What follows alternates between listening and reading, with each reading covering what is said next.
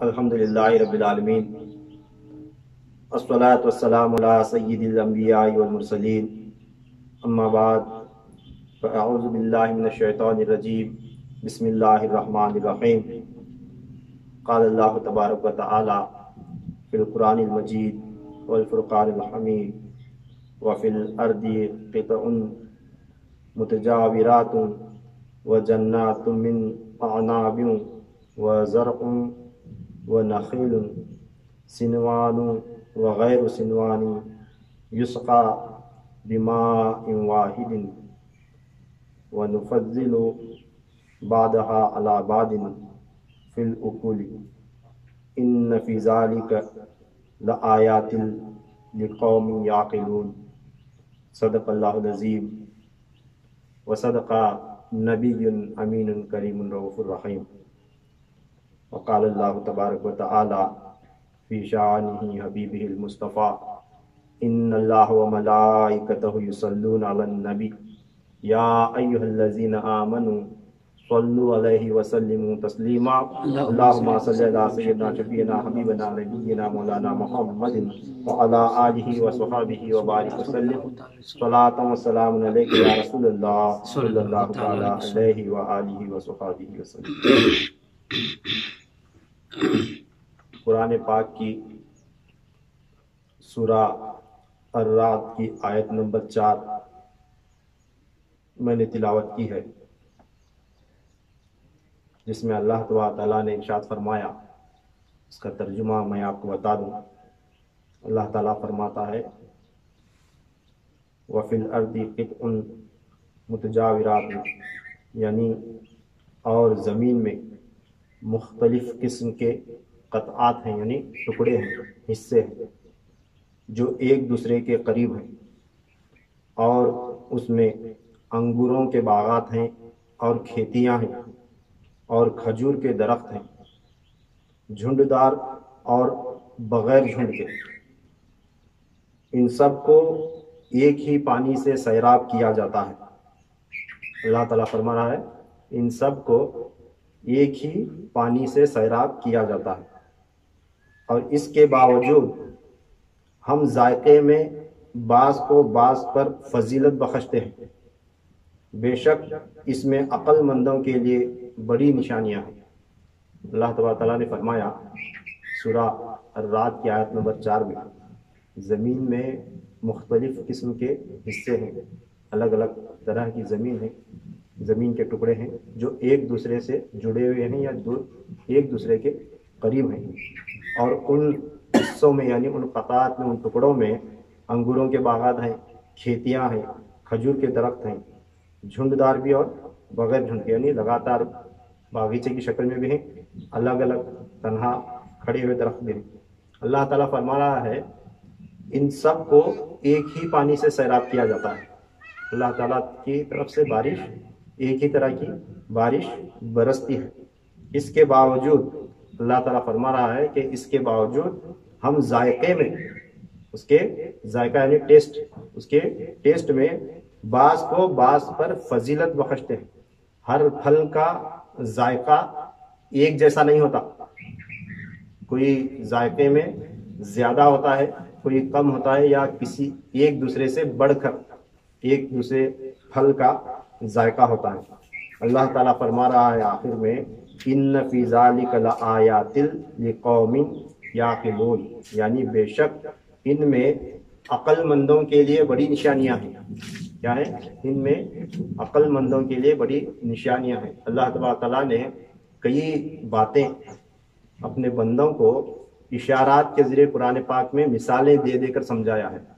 آج اس آیت کے تحت میں آپ کو اولیاء کرام کے ایک طبقے کا تذکرہ سنانے جا رہا ہوں اس آیت کے تحت۔ جیسا کہ اللہ تعالیٰ فرمایا نہیں، زمین کے جو ہے نا الگ الگ قسم کے، الگ الگ طرح کے حصے ہیں، ٹکڑے ہیں جو ایک دوسرے سے جڑے ہوئے ہیں، یعنی نظر آنے میں سب حصہ زمین کا ہی ہے، سب کو زمین ہی کہا جاتا ہے، مگر ہر زمین کی خاصیت الگ الگ ہے، ہر زمین کا حصہ الگ الگ ہے، مگر وہ زمین سے جڑا ہوا ہے، اس لیے سارے حصوں کو ملا کر زمین کہا جاتا ہے۔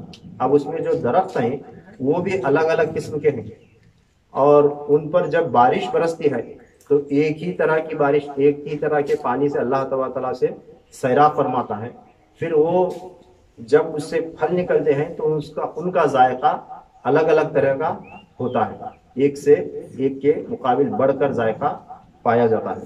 تو اسی طرح اللہ تبارک تعالیٰ کی رحمت کی بارش بھی برستی ہے، جیسا یہ بارش کا پانی برستا نا، ایسا یوں تو دیکھیں تو ساری دنیا میں جتنے بھی انسان ہیں سب اللہ تبارک تعالیٰ کے بندے ہیں، سب اللہ تبارک تعالیٰ کے بندے۔ اب جتنے بھی مسلمان ہیں وہ بھی اللہ تعالیٰ کے بندے، غیر مسلم بھی اللہ تبارک تعالیٰ کے بندے۔ مگر آج میں جو بات کرنے جا رہا ہوں اولیاء کرام کے حوالے سے، اب جتنے بھی اولیاء کرام، اب اولیاء کرام یعنی اولیاء جب ہمیں لفظ سنتے ہیں کون؟ اللہ کے دوست، اولیاء اللہ یعنی اللہ تبارک تعالیٰ کے دوست۔ اب ان میں بھی اولیاء کہہ دیا، جیسے زمین کہہ دیے تو ساری کے ساری زمین کے سب حصے مل کر زمین بن گئی، اسی طرح جب اولیاء جب ہم کہتے ہیں یا سنتے ہیں تو اولیاء کرام میں بھی طبقات ہیں، جیسے اللہ تعالیٰ اس زمین سے اگنے والے درختوں کو اور پھلوں کو الگ الگ ذائقے سے نوازتا نہیں ایک ہی بارش سے، اسی طرح اللہ تبارک تعالیٰ کی رحمت بھی اولیاء اللہ پر برابر برستی، مگر اس کے اندر بھی اللہ تبارک تعالیٰ کے اولیاء الگ الگ قسم کے، الگ الگ درجے کے، الگ الگ شان والے پیدا ہوتے ہیں۔ جس نے اللہ تبارک تعالیٰ کی جتنی رحمت پائی، جس اللہ کے ولی پر جتنی اللہ تبارک تعالیٰ کی رحمت برسی، جس ولی نے اس سے اپنے آپ کو جیسے سیراب کیا اس درجے تک وہ پہنچتا ہے۔ بتانے کا مطلب کیا ہے مختصراً، اللہ تبارک تعالیٰ اولیاء اللہ میں بھی درجے ہیں، جیسے ہم سنتے ہیں غوث ہے، قطب ہے، نقبہ ہے، نجبہ ہے، ابدال ہے، اوتاد ہے، اخیار ہے، راحیون ہے، ابرار ہے، اس طرح اور کئی درجے اولیاء اللہ میں پائے جاتے ہیں۔ تو ان اولیاء اللہ میں ایک سے بڑھ کر ایک الگ الگ بلند مرتبے کے درجے کے اولیاء اللہ ہوتے ہیں۔ تو میرا بیان کرنے کا مقصد اور اس طبقے کا حال سنانے کا مقصد اور اس کی طرف توجہ دلانے کا مقصد یہ ہے کہ اس امت مسلمہ میں آپ صلی اللہ علیہ وسلم کی امت میں کئی بزرگان دین، کئی اولیاء اللہ ایسے گزرے جنہیں آج جو ہے نا ہم اولیاء اللہ ماننے سے ڈگمگاتے ہیں، شک کرتے ہیں۔ ہم یعنی کیا، آج کی تقریر کو پہلے آپ کو بتا دوں، یہ تقریر خاص علماء اور مشائخین اور بزرگوں کی صاحب خلافت لوگوں کے سننے کے لائق ہے۔ بڑے بڑے علماء اور مشائخین ان کے سننے کے لائق ہے کہ چند نام آئیں گے آگے، پہلے میں بتا دوں، اس طبقے کا ذکر کر دوں، اس کے بعد میں نام بتاؤں گا تو سب کو انشاءاللہ تبارک تعالیٰ سمجھ آ جائے گی کہ ہم کن کن بزرگوں کو ولی ماننے سے انکار کریں اور کن کن بزرگوں کو کا مرتبہ اتنا نہیں ہے اور پھر بھی ہمیں اس درجے پر پہنچانے کی کوشش کرتے ہیں یا تو اس درجے سے گرانے کی کوشش کرتے ہیں۔ تو اس طرح کے نہ ہونے کے باوجود معاملات ہوتے رہتے ہیں، مگر اللہ تعالیٰ جو ہے یہ قطع اجتہادی خطا ہوتی ہے وہ اللہ تعالیٰ سے معاف بھی فرماتا ہے، مگر علم ہونا ضروری ہے۔ جب یہ تذکرہ مجھے ملا، میں نے پڑھا تو میں نے ضروری سمجھا کہ یہ ریکارڈ، ایک بیان جو ہے نا یہ کر دوں تاکہ جو ہے نا کافی لوگوں کو انشاءاللہ تعالیٰ اس کا فائدہ ہوگا۔ اب جو یہ مختلف قسم کے ٹکڑے ہیں زمین کے، تو زمین کے اندر مختلف قسم کے حصے ہیں الگ الگ قسم کے، تو ان میں آپس میں ایک فرق پایا جاتا ہے، ایک فرق پایا جاتا ہے، اسے کہتے ہیں تفرقہ، اور اس سے ایک لفظ نکلتا ہے متفرق اور متفرقات۔ اب اولیاء اللہ میں ایک قسم ہے، کون سی؟ جنہیں بزرگان اہل متفرقات کہا جاتا ہے، جیسے غوث، ابدال، قطب وغیرہ ہے، ایسا ایک قسم ہے اولیاء اللہ میں جنہیں اہل متفرقات اولیاء اللہ میں سے ان کا شمار ہوتا ہے۔ ان میں کئی نام ہیں، وہ نام میں اس میں سے چند مشہور و معروف نام آخر میں سناؤں گا۔ اب اہل متفرقات یعنی کیا، تو یہ سمجھنے کے واسطے اس کے اپوزٹ ورڈ کا پہلے معنی آپ کو سمجھا دوں تو سمجھ آ جائے گی کہ متفرق کسے کہتے ہیں۔ اب متفرق جو ہے نا یہ فرق سے ملتا ہے، یہ فرق سے نکلا ہوا لفظ ہے، فرق، متفرق، متفرقات، متفرقات۔ اب متفرق یا فرق اس کا اپوزٹ ورڈ ہے جمع، جیسے متفرقات ہے اس کے اپوزٹ ورڈ جمع یا جمع الجمع کہتے ہیں۔ اب اولیاء اللہ جب اللہ تعالیٰ کی رحمت پا کر اس سے پائی ہوئی رحمت کی بارش سے جب اپنا سفر شروع کرتے ہیں، شروع کرتے کرتے کرتے جب ایک حال ان کے اوپر طاری ہوتا ہے، وہ حال میں ترقی ہوتی جاتی، بڑھتے رہتے ہیں، ان کا مقام جو ہے نا بڑھتے رہتا ہے، چلتے چلتے چلتے جب ایک حال دائمی انہیں نصیب ہوتا ہے، جب ایک حال پر رک جاتے ہیں تو وہ ان کی ملکیت بن جاتا ہے، وہ حال جو ہے نا ان کا دائمی ملکیت ان کی دائمی ملکیت بن جاتی ہے، اسے کہتے ہیں مقام۔ یہ ولی اللہ اس مقام کے تھے، یہ ولی اللہ اس مقام کے تھے، یہ ولی اللہ اس درجے کے تھے، یعنی مقام کسے بولتے ہیں؟ جب اولیاء اللہ پر جو حال طاری ہوتا ہے، جو حال احوال کا سفر جاری رہتا ہے، مقام سالک سے سفر کرتے کرتے کرتے جب ایک حال میں پہنچتے ہیں، اس حال کو ترقی دیتے دیتے جب ایک حال پھر رک جاتے ہیں، وہ حال ان کا دائمی ملکیت جب بن جاتی نہیں وہ حال، تو تب جو ہے نا اس حال کو، اس دائمی ملکیت کو مقام کہتے ہیں۔ تو ایک جگہ جا کر رکا تو بزرگان دین فرماتے ہیں، غوث علی شاہ قلندر پانی پتی رحمۃ اللہ تعالیٰ علیہ کے مرید اور خلیفہ، انہوں نے لکھا ہے کہ جس وقت اللہ تبارک تعالیٰ اپنے فضل و کرم سے سالک کو، یعنی راہ سلوک میں سفر کرنے والوں، راہ سلوک کے اس سفر میں سفر کرنے والے کو، سالک کو، یا یوں کہہ لیں ایک مرید کو، یا ایک راہ سفر میں ہے، ایک خلیفہ ہے، مرید ہے، جس کو فنا سے ترقی دے کر، فنا سے ترقی دے کر بقا عنایت فرماتا ہے۔ جب اللہ تبارک تعالیٰ ایک سالک کو ایک اللہ تعالیٰ کی طلب میں، اس کی معرفت حاصل کرنے کی طلب میں جب بندہ نکلتا، سفر کرتا ہے، تو اس سفر میں اللہ تبارک تعالیٰ جب اس سالک کو فنا سے ترقی دے کر، مقام فنا سے ترقی دے کر جب بقا عنایت فرماتا ہے، یعنی اپنے نور ذاتی سے اس کو باقی کرتا ہے۔ ہر چیز فنا ہونے والی ہے کہ نہیں؟ اللہ تبارک تعالیٰ ہر چیز کو فنا فرمائے گا۔ اس طرح ہم بھی ایک نہ ایک دن فنا ہو جائیں گے، مٹ جائیں گے، ہمارا وجود مٹی میں چلا جائے گا، ختم ہو جائے گا۔ اس طرح ہر انسان کا ہوتا ہے، مگر اللہ تبارک تعالیٰ کئی بزرگان دین کو، انبیاء کرام کو اور اولیاء کرام کو ایک مقام عطا کرتا ہے، وہ فنا نہیں ہوتے، وہ بقا ہوتے ہیں، ہمیشہ بقا ہوتے ہیں، باقی ہوتے ہیں۔ اس واسطے اللہ تبارک تعالیٰ انہیں کیا کرتا ہے، ایسے صادقوں کو جب اللہ تبارک تعالیٰ اس پر اپنا فضل و کرم نازل فرماتا ہے تو انہیں کیا کرتا ہے، فنا سے ترقی دے کر بقا عنایت فرماتا ہے۔ یعنی اس کا مطلب کیا، اللہ تعالیٰ انہیں اپنے نور ذاتی سے بقا عطا فرماتا ہے، تب اس بقا کو، اس مرتبے کو جمع الجمع یا حیرت کبریٰ یا بقا باللہ کا مقام کہتے ہیں۔ کیا کہتے ہیں؟ جب سالک بقا فنا کے مقام سے نکل کر جب بقا کے مقام پر آ جاتا ہے، یہ اس کا دائمی مقام ہوتا ہے۔ کون سا؟ بقا کا، جسے باقی باللہ کہتے ہیں، باقی باللہ، اسی کو جمع الجمع اور حیرت کبریٰ کا مقام کہتے ہیں۔ اس واسطے اب اولیاء کرام میں ایک مقام فرق اور ایک مقام جمع، یہ دو مقامات میں ایک الگ الگ درجہ ہے۔ مقام جمع جسے حاصل ہوتا ہے وہ ہمیشہ باقی باللہ رہتا ہے، وہ ہمیشہ کیا رہتا ہے؟ باقی باللہ رہتا ہے۔ اور جسے مقام تفرقہ حاصل ہو گیا وہ ہمیشہ مقام فرق میں ہی رہتا ہے۔ ایک مقام ہے، کئی بزرگان دین اولیاء اللہ اس فرق کے مقام میں اٹک کر رہ جاتے ہیں، تو ولی رہتے ہیں انہوں بھی ولی، مگر لوگ انہیں پہچان نہیں سکتے، تو یہ ایک مقام ہے۔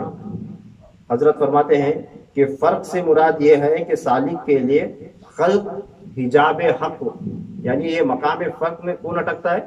اللہ تبارک تعالیٰ تک پہنچتے پہنچتے جب خلق، اللہ اور اس کے درمیان جو خلق جب حجاب بن جاتی تو وہ مقام فرق میں اٹک کر رہ جاتا ہے، تو فرق کے مقام میں اٹک کر رہ جاتا ہے۔ جب یہ خالق اور اس کی مخلوق یا بندے کے درمیان اگر وہ خلق کا حجاب ہٹ گیا تو وہ مقام جمع تک پہنچتا ہے۔ اگر اللہ تبارک تعالیٰ نے اس پر اپنے نور ذاتی کی بارش کی تو وہ مقام جمع الجمع اور باقی باللہ کے مرتبے پر پہنچ جاتا ہے۔ اب اتنی بات آپ نے سن لی، یہ بزرگان دین جو ہیں اولیاء اللہ، جنہیں اہل متفرقات میں سے گنا جاتا ہے، ان کا شمار ہے، ان کا تذکرہ پیران پیر غوث اعظم دستگیر رضی اللہ تعالیٰ عنہ، خواجہ غریب نواز معین الدین چشتی اجمیری رحمۃ اللہ تعالیٰ علیہ، اور سید نجم الدین غوث الدہر قلندر رحمۃ اللہ تعالیٰ علیہ، اور ख्वाजा बहाउद्दीन नक्शबंद रहमतुल्लाह ताला अलैह और सैयद ताबईन हज़रत उवैस करनी आशिक रसूल रज़ी अल्लाह ताला अन्हु, हज़रत ख्वाजा उवैस करनी रज़ी अल्लाह ताला अन्हु, इन लोगों ने अपने अपने डायरी में, अपने अपने मकतूबात में इनका तस्करा फरमाया है। जब इन लोगों ने लिख रखा है तो समझो कितना अहम तस्करा होगा, इसका कितना अहम तस्करा होगा। ख्वाजा उवैस करनी रज़ी अल्लाह ताला अन्हु भी लिखे से, ख्वाजा गरीब नवाज गौसे पाक रज़ी अल्लाह ताला अन्हु, ख्वाजा बहाउद्दीन नक्शबंद रहमतुल्लाह ताला अलैह और सैयद नजमुद्दीन गौसुद्दहर कलंदर रहमतुल्लाह ताला अलैह ने लिखा कि आप फरमाते हैं बुजुर्गान ने कि विलायत, इन अहले मुतफर्रिकात की विलायत 4 किस्मों पर तकसीम होती है। कितने? 4 किस्मों पर ये अहले मुतफर्रिकात जो औलिया अल्लाह है, जो मकाम फ़र्क में अटक गए, ये मकाम जमुल जमा तक नहीं पहुंचे, इन्हें बका बिल्लाह हासिल नहीं हुई, बका बिल्लाह का मकाम हासिल नहीं हुआ, मकाम फ़र्क में अटक कर रह गए। इनकी विलायत 4 हिस्सों पर या 4 किस्मों पर तकसीम होती है और इनकी सैर भी 4 तरह की होती है। वो क्या है, इसका थोड़ा मुख्तसरन तस्करा कर दूं। एक किस्म अहले तरीकत बाशरियत की है। कौन सी है? मैं पहला ही बता चुका हूँ, ये बयान जो है ना उलमा और मशाइखिन जो तसव्वुफ में गहरी मालूमात रखते हैं उनके सुनने के काबिल है। अल्लाह ताला से दुआ है कि अल्लाह ताला इसकी समझ आपको भी अता फरमाए। मैं देख रहा हूँ तुम्हें खामोश बैठे हैं हैरत में, क्या क्या बोल रहा है, ऐसा तुम्हें महसूस हो रहा है, मगर इसका फ़ायदा बहुत होता है। अगर कोई अच्छा आलिम शरीयत का और कौन सा भी बड़ा पीर मशाइख अगर किसी ने इस तकरीर को सुन लिया ना, तो ये बात मेरी नहीं, जो बता रहा हूँ ना, ये गौसे पाक रज़ी अल्लाह ताला लिखे सो, ये ख्वाजा गरीब नवाज लिखे सो, ये ख्वाजा उवैस करनी रज़ी अल्लाह ताला ने लिखे सो बात। और बयान को आगे बढ़ा दूँ कि इनकी 4 किस्मों पर इनकी तकसीम है और 4 किस्मों की इनकी सैर है। अव्वल किस्म अहले तरीकत बाशरियत, ये बुजुर्गान जो मकाम फ़र्क में अटक गए, उन्होंने कैसे रहते हैं? अहले तरीकत रहते हैं, तरीकत में रहते हैं ना, मगर बाशरियत, शरीयत के साथ, शरीयत भी उन पर 32 गालिब रहती। फिर दूसरी किस्म है अहले शरीयत बा तरीकत, इन्हों पूरे का पूरा शरीयत में रहते हैं, पूरे का पूरा शरीयत में रहते हैं, मगर उनके अंदर तरीकत भी होती है, मगर शरीयत पूरा गालिब रहती है उनके अंदर। पहली किस्म क्या होता है? इनके अंदर तरीकत ज़्यादा गालिब रहती है, इन्हों जो है मुरीद बनाना, खिलाफत चलाना, खानका चलाना, ऐसे इसमें रहते हैं, ये प्रचार। और वो शरीयत, अहले शरीयत बा तरीकत कैसा रहता है? उन्होंने शरीयत में रहते हैं, शरीयत की तबलीग करते हैं, शरीयत की दावत देते हैं। ये देखकर खानका वाले उनको एतराज़ नहीं करना, उन्होंने तरीकत को मानते हैं, मगर जो है पूरे का पूरा इधर नहीं आते, वो शरीयत उनके ऊपर गालिब रहती है। क्योंकि अल्लाह तबारक ताला हर काम किसी न किसी से लेना है, अल्लाह तबारक ताला को हर काम किसी न किसी से लेना है। अल्लाह ताला देखो हमें बंदे, वो हमारा मालिक व मुख्तार है। अल्लाह तबारक ताला हमारे हक में कुछ नहीं रहता, हमारा दिमाग जो है ना, हमारी चाबी पूरी की पूरी अल्लाह तबारक ताला के हाथ में है। उन्हें हमने इख्तियार दिया है, अरे बंदे तुझे इख्तियार है, तू जो चाहे कर, गुनाह कर, नेक काम कर, सजा कर, जजा कर, क्या करता कर, हुक्मरानी कर, गुलामी कर, क्या करता है, आज़ाद छोड़ा है बंदों को। मगर हमें पूरे के पूरा आज़ाद नहीं रहते, हमारी चाबी जो है ना अल्लाह तबारक ताला के हाथ में है। उसे बोलते हैं तौफीक। क्या बोलते हैं? अल्लाह तबारक ताला की तौफीक। अल्लाह तबारक ताला जब तौफीक अता करता तभी बंदा काम कर सकता, बोलता है ना। तो हमारी चाबी जो है ना, हमारा मेन रिमोट कंट्रोल जो है ना अल्लाह पास ही है। हमें कितना भी मई कर कुछ नहीं होने वाला, समझे? तो अल्लाह तबारक ताला हमारी वो चाबी फिराता है, इससे क्या काम लेना, वो काम को लगाता नहीं, तो बंदा वो काम करते रहता है। उन्हें चाह कर भी ना दूसरे काम में घुस सकता, चाह कर भी ना उस काम से निकल सकता। तो देखने वाले देख को जलते रहते हैं, जलने वाले जलते रहते हैं, गाली देने वाले गाली देते रहते हैं, बुरा भला बोलने वाले बुरा भला बोलते रहते हैं, मगर वो बंदा अपनी धुन में काम करते रहता है। वो कौन कराते रहता है? अल्लाह तबारक ताला उसके हंसी कराते रहता है, उन्हें लेते रहता काम। इस वास्ते जो है ना किसी के अमल पर एतराज़ नहीं करना, इन्हें यूँ की उन्हें यूँ की उन्हें की, जो अल्लाह की मर्जी के बगैर एक पत्ता भी नहीं हिलता है कि नहीं? बोलना बहुत आसान है, अल्लाह की मर्जी के बगैर एक पत्ता भी नहीं हिलता, अगर बोलना आसान है, मगर उन्हें यूँ कर रहा, उन्हें यूँ कर रहा, उन्हें यूँ कर रहा, लोगों के ऊपर जो है तनकीद करके अपना ईमान ख़राब कर लेना, ये बड़ा مشکل کام ہے کہ نہیں؟ یہ بڑا خطرناک چیز، بڑا خطرناک عمل ہے۔ تو خیر دو قسم ہے، ایک اہل طریقت با شریعت اور دوسری قسم اہل شریعت با طریقت، اور تیسری قسم ہوتی ہے اہل سلوک بالجذب، انہوں سالک رہتے ہیں، یعنی مرید بننے کے بعد انہوں میں مرید بنیا، مجھے سلسلے کی برکت حاصل ہوئی، بھی میرا کام دھندا چلا لے، جانا کر کو نہیں رہتے انہوں مرید بنتے ہیں سلسلے میں، مرید بننے کے بعد والے مرید بنے، اب میں جنت میں گیا کروں گا، اب نماز پڑھا تو چلتا، نہیں پڑھا تو چلتا، شجرا پڑھا تو چلتا، کفن میں رکھ لیں گے وہاں، ایسا ہے کہ نہیں؟ لوگاں کیا پیرا لوگاں میں مرید ہوتا ہے، پیرا لوگاں کا ایسی تبلیغ کرتے ہیں، وہاں جا جنت کا ضامن غوث بولے ایسا میرا مرید سب جنت میں جاتا کر، تو غوث کا مرید میرا ہوا، میرے ذریعے غوث کا مرید ہوا، اب جا تو جنت میں شجرا ہوتا کفن میں رکھ لینے، کمال کرا کسی اگر بول چھوڑے وہاں انہیں ہمارے پیرا مولے نماز نہیں پڑھے چلتا آپ کر بول دو، ایسا کون بولتے نہیں، مگر ان کے اعمال سے ظاہر ہوتا ہے نہیں؟ تو اہل سلوک یعنی جو راہ سلوک میں سفر کر رہا، مرید بن کر خاموش نہیں بٹایا، اللہ کون ہے، کہاں ہے، کیسا ہے، اس کی معرفت کیسا حاصل کرنا، اس کا جلوہ کیسا ہے، اس کا نور کیسا ہے، یہ طلب لے کو جب اس میں آگے سفر کرتا ہے، مرید جب سالک بنتا ہے تو وہ اہل سلوک کہلاتا ہے۔ اور یہ تیسری جو قسم ہے اہل سلوک بالجذب، ان کے اندر سالکانہ صفات بھی رہتے ہیں اور جذب بھی رہتا ہے، یعنی انہیں اللہ تعالیٰ کی معرفت حاصل ہونے کے بعد یہ میں اللہ تعالیٰ تک پہنچ گیا، مجھے آگے کیا کرنے کی ضرورت ہے، میں پیرا من کو خلافت میں بادشاہ بن کو بیٹھنا، یہ فکر ان کے اندر نہیں آتی۔ انہوں کیا کرتے ہیں معلوم ہے؟ مرے تک سالی کی ضرورت ہے، مرے تک سمجھ آ رہا نہیں، مرے تک سالی کی ضرورت ہے، وہ اپنا اللہ تبارک تعالیٰ کو تک پہنچنے کا، اللہ تبارک تعالیٰ کے فیوز و برکات، اس کا فضل و کرم، اس کا نور حاصل کرنے کا جو ان کا سلسلہ ہے، کتنا بھی پائے تو ان کا پیٹ نہیں بھرتا، کتنا بھی پا لے نہیں تو ان کا پیٹ نہیں بھرتا، وہ سفر میں رہتا نا، اور آگے جانا اور آگے جانا اور آگے جانا۔ علامہ اقبال رحمۃ اللہ تعالیٰ فرماتا ہے ستاروں کے آگے جہاں اور بھی ہیں، کہکشاں کے آگے جہاں اور بھی، اس طرح اشعار ہے تو ایک منزل ملی تو دوسری منزل کو تلاش کر کے بولے، شعر مجھے یاد نہیں آ رہا کہاں پہ ٹھیکروں کو، ایک منزل ملی دوسری منزل تلاش کر، دوسری منزل ملی تو تیسری منزل تلاش کر، کہاں بھی ایک منزل سے تو دیوانہ اور بیٹھنوں کو، اور بولے علامہ اقبال رحمۃ اللہ تعالیٰ نے۔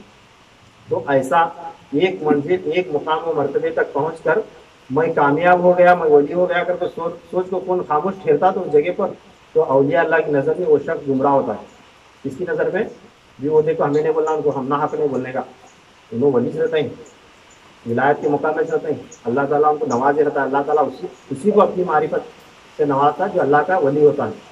ذریعہ بھی اللہ تبارک تعالیٰ کی ذرہ برابر میں سے معرفت حاصل ہوئی تو اولیاء اللہ کسی نہ کسی زندگی میں آیا ہو نہیں، تو اس کے بعد میں اس کا معاملہ ہو، انہیں آگے اور سفر کر رہا ہے کہ وہاں ٹھہرا ہے کیا کر رہا ہے اس کا معاملہ، مگر ہم نہ بولنے کا حق نہیں۔ ایک ولی جو ہے نا اسے ولی کو جو ہے نا بول سکتا، تو ایسے جو پائے تکبیر کو آخری منزل مقصود کو پہنچے ہوئے اولیاء اللہ فرماتے ہیں کہ ایک ولی جب ایک چھوٹے سے مقام پر ایک اللہ تعالیٰ کی ایک جھلک کو پا کر جب خوش ہو کر اپنے آپ کو ولی سمجھ کر بیٹھتا ہے تو وہ اولیاء اللہ کی نظر میں گمراہ ہوتا ہے، معلوم ہے اولیاء، کیونکہ آگے کا سفر طے کرنے کی خواہش پوری ختم ہو گئی۔ تو یہ اس طرح کی تفصیل ہے۔ تو تیسری قسم کیا تھی؟ اہل سلوک بالجذب، یعنی یہ ہمیشہ مرتے دم تک انہیں جذب کی کیفیت تاریخ ہوتی، مگر مرتے دم تک وہ سالی نہیں کرتے، طلب میں زندگی گزارتے۔ پھر اس کے بعد اس کا بہت بڑا بڑا اور چوتھی قسم ہے، چوتھی قسم اہل جذب، اہل جذب بالسلوک، اسے معلوم ہے بولنے جانا، ان کو نہیں معلوم ہے کیا تو ہوگا نہیں۔ چوتھی قسم ہوتی ہے اہل جذب بالسلوک، یہ حضرات کیسے ہوتے ہیں؟ یہ سالک ہوتے ہیں، انہوں سالک رہتا ہے مگر کسی کو بھی معلوم نہیں ہوتا، انہوں بھی جو ہے نا ایک زمانے میں سالک تھے، یا انہوں بھی اہل سلوک کے سفر میں ہے، سالک ہے، انہوں بھی جو ہے نا اللہ تعالیٰ کی معرفت حاصل کرنے کے واسطے سفر کرتے کرتے آج ان کا مقام جذب تک پہنچا ہے، یہ کسی بھی نہیں معلوم ہوتا۔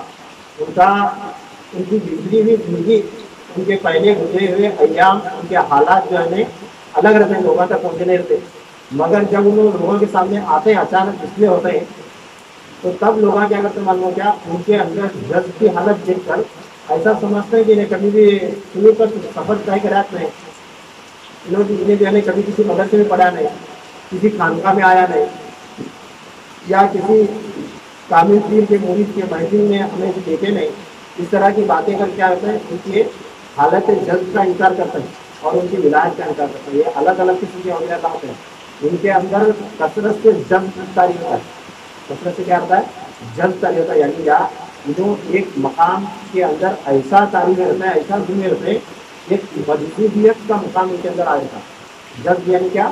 اللہ تعالیٰ کے انوار کو، اس کے نور کو اپنے اندر ایسا چیز کو ہضم کو جذب کرنے کی وجہ سے ان کو ہوش نہیں رہتی، ان کے اندر جو ہے نا ایک مجذوبیت رہتی ہے، وہ یا تو قلندر کہلاتے ہیں یا تو پورے کے پورے مجذوب کہلاتے ہیں۔ کیا کہلاتے ہیں؟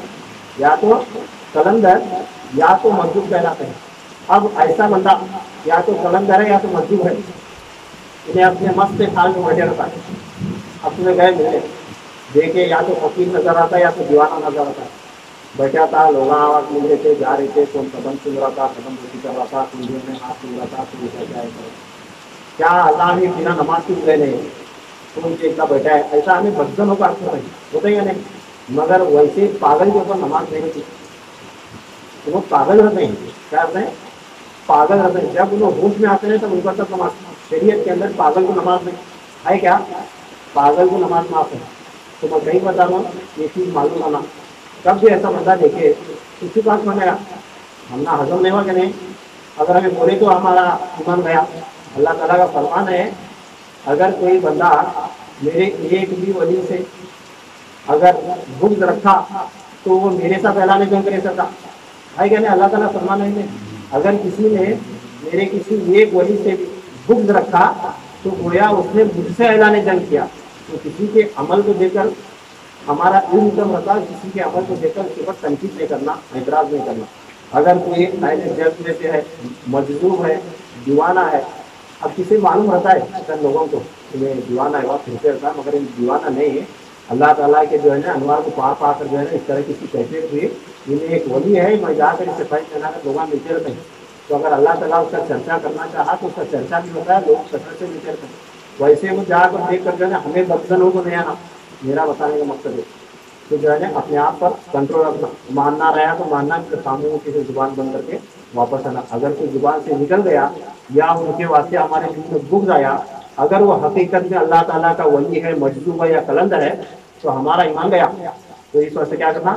اپنے ایمان کو سنبھالنے کے واسطے خاموش رہنا۔ تو یہ چار قسم کے اولیاء اللہ ہیں، ایک اہل شریعت با طریقت اور ایک طریقت با شریعت، اہل سلوک بالجذب اور اہل جذب بالسلوک، اس طرح کے چار قسم کے اولیاء اللہ اہل متفرقات میں سے ہیں۔ تو ان کی سیر بھی چار قسم کی ہے۔ خواجہ غریب نواز رحمۃ اللہ تعالیٰ علیہ اور غوث پاک رضی اللہ تعالیٰ عنہ کے فرمان، جنہوں نے یہ ڈائری میں ساری تفصیل لکھی ہے، فرماتے ہیں کہ پہلی سیر ان کی اللہ ہوتی ہے، یعنی اللہ کے لیے سیر ہوتی ہے، وہ جب نکلتے ہیں تو اللہ کے واسطے نکلتے ہیں، اور جب ان کا سفر آگے بڑھتا ہے تو ان کی دوسری سیر ہوتی ہے فی اللہ، یعنی اللہ میں، اللہ کے واسطے، اللہ کے لیے، اللہ میں، یعنی اللہ کے ساتھ۔ پھر اس کے تیسری قسم کو جسے اللہ کے ساتھ میں جانا کہا جاتا ہے اسے اللہ کہتے ہیں۔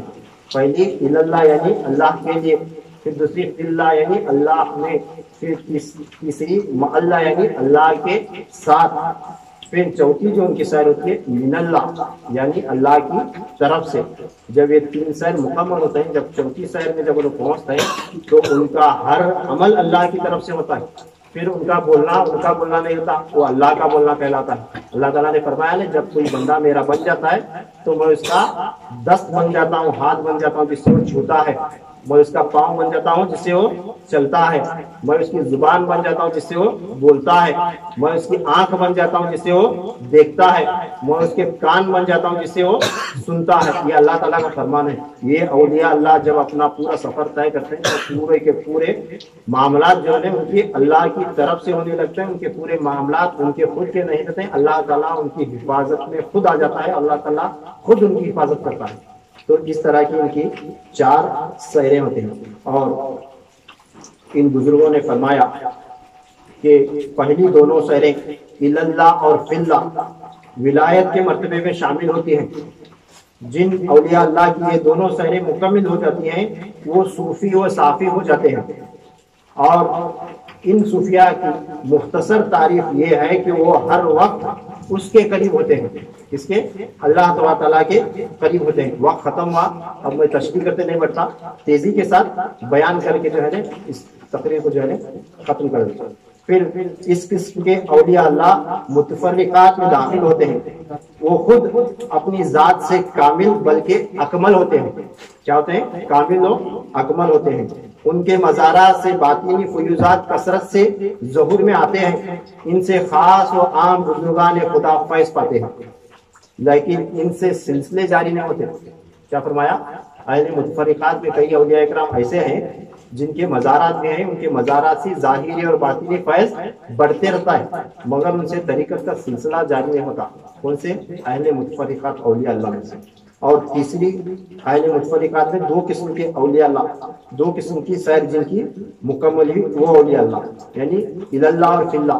یہ دو قسم کی سیر جب مکمل ہوتی تو ان کے سے سلسلے جاری نہیں ہوتے. مگر فرماتے ہیں غوث پاک رضی اللہ تعالیٰ عنہ وغیرہ، تیسری اور چوتھی قسم مع اللہ اور من اللہ جب یہ مکمل ہوتی ہے، یہ دونوں سیریں مرتبہ نبوت میں شامل ہوتی ہیں. یعنی انبیاء اکرام کو جو اللہ تبارک تعالیٰ مرتبہ عطا کرتا ہے، ویسا مرتبہ اس نبوت کے فیض کا مرتبہ ان اولیاء اللہ کو عطا فرماتا ہے. کون سا؟ جن کی اللہ اور من اللہ، اللہ کے ساتھ اور اللہ کی طرف سے یہ جب سیر ان کی مکمل ہو جاتی تو فرماتے ہیں جن اہل اللہ کی یہ دونوں سیریں مکمل ہو جاتی ہیں وہ عارف باللہ ہو جاتے ہیں. وہ کون ہو جاتے ہیں؟ عارف باللہ، یعنی اللہ تبارک تعالیٰ کی مکمل معرفت انہیں حاصل ہو جاتی ہے اور وہ ہر وقت اسی کے ساتھ ہو جاتے ہیں جو میں فرمایا. اور یہ جمالی اور جلالی ہوتے ہیں، ان سے سلسلے جاری ہوتے ہیں اور یہ طریقت کے صاحب ارشاد ہوتے ہیں. اب وہ اہل متفرقات حضرات جن سے سلسلے جاری نہیں ہوتے اور نہیں ہوئے مگر وہ اولیاء اللہ ہیں، مگر کئی لوگوں نے انہیں سمجھا کہ ایک صرف ایک پاگل انسان تھا، معاذ اللہ. کئی لوگوں نے یہ سمجھا کہ یہ شریعت کا مخالف تھا، اس واسطے بھی ان کی ولایت کا انکار کرے. کئی لوگ ایسے گزرے جو اہل طریقت با شریعت تھے یا با شریعت یا اہل طریقت تھے، اہل شریعت با طریقت تھے. تو ان اولیاء اللہ ان بزرگوں کا بھی انکار کرتے ہیں. کیا سمجھتے ہیں؟ انہوں خالی شریعت کے عالم ہیں، انہوں خالی مولانا تھے، انہوں پیری مرید تو نہیں مانے، ان کے سے سلسلہ جاری نہیں ہوا، تو ایسی تنقید کرتے ہیں. تو ایسے بزرگان دین اولیاء اللہ بھی ان میں شامل ہیں. میرا پورا تقریر بیان کرنے کا مقصد یہ تھا کہ ان کی طرف توجہ دلانا، یعنی اہل طریقت کو، مذہبوں کو اور دوسرے کسی کے اولیاء اللہ کو ہر کوئی مانتا ہے، مگر جو شریعت کے صرف عالم رہتے ہیں، جو خالی شریعت کا کام کرتے ہیں مگر ان میں طریقت بھی رہتی ہے، سلسلہ مگر ان سے جاری نہیں ہوتا، ان کی ولایت کا انکار کرتے ہیں. کون؟ بڑے بڑے لوگ. تو ان کے واسطے یہ موضوع جو ہے نا سمجھنے کے لیے خاص اور ضروری تھا. اور اسی تاریخ کو بیان کریں، خواجہ ویس کرنی رضی اللہ تعالیٰ عنہ، غوث پاک رضی اللہ تعالیٰ عنہ اور خواجہ غریب نواز رحمۃ اللہ تعالیٰ اور بہاؤالدین نقشبند رحمۃ اللہ تعالیٰ علیہ، ان کی تاریخ بیان کرے سر. یہ ان میں چند نام ہیں اہل متفرقات میں. ان میں چند لوگ مجذوب بھی ان کے اندر تاریخ ہوئی اور قلندریت بھی ان کے اندر تاریخ ہوئی، اور صرف شریعت میں اٹک کر رہ گئے ایسے بھی اس میں ہیں، کیونکہ یہ مقام جماع تک نہیں پہنچے، مقام فرق میں اٹکے والے اولیاء اللہ، جس کی تفصیل میں بیان کے شروع میں بتا چکا ہوں. اس میں ہے ایک نام ملتا ہے حضرت سفیان ثوری رحمۃ اللہ تعالیٰ علیہ، سفیان ثوری رحمۃ اللہ تعالیٰ علیہ. پھر بشر الحافی رحمۃ اللہ تعالیٰ علیہ کا اس میں نام ہے، اور حضرت ذوالنون مصری رحمۃ اللہ تعالیٰ علیہ کا اس میں نام ہے. اسی طرح حضرت ابو حمزہ بغدادی، شیخ ابو بکر دکا، حضرت ابو حمزہ خراسانی، حضرت ابراہیم الخواص اور شیخ سالار مسعود غازی بہرائچی رحمۃ اللہ تعالیٰ علیہ، اور خاص کر امیر خسرو رحمۃ اللہ تعالیٰ علیہ کا مقام مرتبہ ایسے اولیاء اللہ میں اہل متفرقات میں ان سے سلسلہ جاری نہیں ہوا. نظام الدین اولیاء محبوب الہی رحمۃ اللہ تعالیٰ علیہ کے انہوں بہت بڑے عاشق اور خلیفہ تھے، اور طریقت کو ماننے والے، اللہ تعالیٰ کی معرفت حاصل کرنے والے، سب کچھ تھا، مگر امیر خسرو رحمۃ اللہ تعالیٰ علیہ سے نہیں، نظام الدین اولیاء کا سلسلہ حضرت خواجہ نصیر الدین محمود چراغ دہلوی رحمۃ اللہ تعالیٰ علیہ سے ہوتا ہوا بندہ نواز رحمۃ اللہ تعالیٰ علیہ. پھر آج ان کی اولاد میں جاری و ساری ہے۔ پھر اس کے بعد حضرت سراج الدین محمد شاہ عالم بابا رحمۃ اللہ تعالیٰ علیہ، جن کا آستانہ گجرات میں ہے، جن کے حوالے سے میں بیان کر چکا ہوں۔ پھر اس کے بعد ایک بزرگ ہے حضرت قاسم شاہ سلیمانی رحمۃ اللہ تعالیٰ علیہ، ان کا مزار یو پی میں چنار گڑھ میں ہے۔ اور آپ لوگوں کو بتا دوں ایک نعمت کے طور پر، یہ حضرت قاسم شاہ سلیمانی رحمۃ اللہ تعالیٰ علیہ یو پی میں چنار گڑھ میں جن کا آستانہ ہے، میری ماں کا خاندان ان کے خاندان سے تعلق ہے، یعنی ہماری امی ان کے خاندان والے، ان کے حضرت قاسم شاہ سلیمانی رحمۃ اللہ تعالیٰ علیہ یو پی میں ان کا بڑا مزار ہے، چنار گڑھ میں مرزا پور کے قریب ان کا مزار ہے۔ ہمیں الحمدللہ اس پر جو ہے فخر ہے کہ اتنے بڑے بزرگ میری ماں کے خاندان میں گزرے ہیں، اور آج میں یہاں بیٹھنا اور یہ بیانات اولیاء اللہ کا تذکرہ سنانا اور یہ خانقاہ کے طور پر نظام کر کے یہ سارا نظام چلانا، میں سمجھتا ہوں یہ ہمارے خاندان میں، ہمارے لوگوں میں جو خون ہے، یہ بزرگ کی اولاد کا خون ہے، اس واسطے اللہ تعالیٰ یہ نعمت بخشا ہے۔ تو بزرگوں کا کرم ہے۔ یوٹیوب پر جو ہے سرچ کر کے دیکھو، یہ قاسم شاہ سلیمانی رحمۃ اللہ تعالیٰ علیہ کا بہت بڑا آستانہ ہے۔ اور جو بزرگان دین خاص جو شریعت میں اٹک کر رہ گئے، یعنی مقام فرق میں اٹکے اور شریعت کا ہی کام کرتے رہے، جنہیں آج لوگ صوفی ماننے سے ہچکچاتے ہیں، ڈگمگاتے ہیں، ان میں ایک نام ہے حضرت امام مالک رحمۃ اللہ تعالیٰ علیہ کا، جو فقہ کے بہت بڑے عالم تھے، جن سے ساری فقہ چلی، اور آج ایک مسلک ہے، مسلک مالکی۔ پھر دوسرے ہیں حضرت امام شافعی رحمۃ اللہ تعالیٰ علیہ، بہت بڑے اولیاء اللہ میں سے تھے، مگر ان کا شمار ہے اہل متفرقات میں۔